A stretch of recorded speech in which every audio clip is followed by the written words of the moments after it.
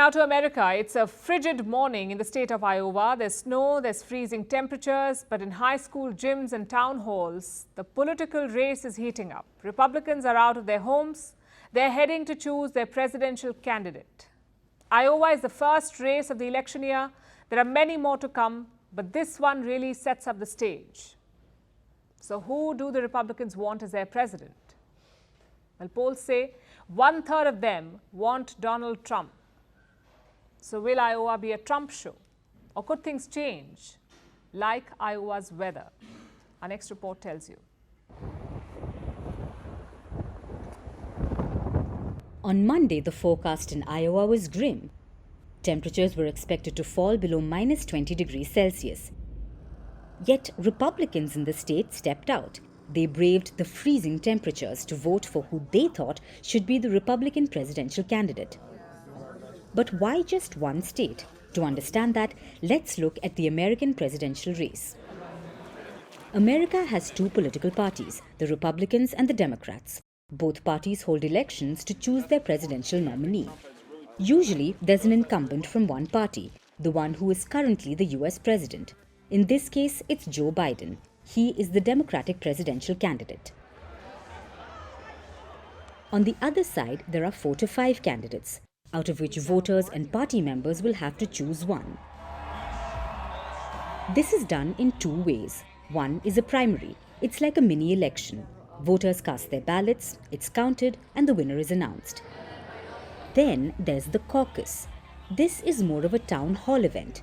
Party members gather in one place, they declare their preferences, and a candidate is chosen. Now, most states prefer primaries. But Iowa, like many Republican-leaning states, like a caucus. And it's a crucial one. The Iowa caucus kicks off the Republican presidential race. Whoever wins here has 2 advantages: an early lead in the race and momentum to win the following states. So who will it be for the Republicans this time around? There are 5 candidates. And of course, leading the field is Donald Trump. 48% want him as the presidential candidate. His campaign expects Iowa to be a blowout, like a Trump show. And together we will make America powerful again. We will make America wealthy again. We will make America strong again. We will make America proud again. We will make America safe again. And we will make America great again. Then there's Nikki Haley, the former US ambassador to the UN. She wasn't doing too well at the start of the race, but she has slowly and steadily gone up the field. She's polling at 20%, so still miles behind Donald Trump. Another hard truth.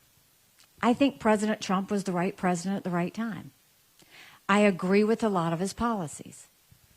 But rightly or wrongly, chaos follows him. You know I'm right. Chaos follows him. And we can't have a country in disarray and a world on fire and go through 4 more years of chaos. We won't survive it. You don't defeat Democrat chaos with Republican chaos. In 3rd place, there's Ron DeSantis, the governor of Florida. He's polling at 16%. And lastly, there's Vivek Ramaswamy and Asa Hutchinson. They are both polling in single digits, so Trump has a towering lead. But that hasn't stopped him from taking digs at other candidates. Last week, he targeted Nikki Haley. He questioned the citizenship of her parents, a birther redux, just like he did with Barack Obama. But this week, Trump has a new target, Vivek Ramaswamy. He called Ramaswamy a fraud and a con man. Now, this is the first time he's criticized Ramaswamy, and it could be because of his campaign. They fear Ramaswamy could eat into the MAGA camp. How did Ramaswamy react? Surprisingly, he defended Trump, calling him the best president of the 21st century. But even as the candidates battle it out, Republican voters seem surer than the Democrats. At least 70% Republicans approve of Trump. Meanwhile, only 51% feel the same about Biden. Plus, his approval rating is at an all-time low. Biden's approval rating is at 33%. It's the lowest for any US president in 15 years. The Iowa caucus is just the start. The race will now move on to other states.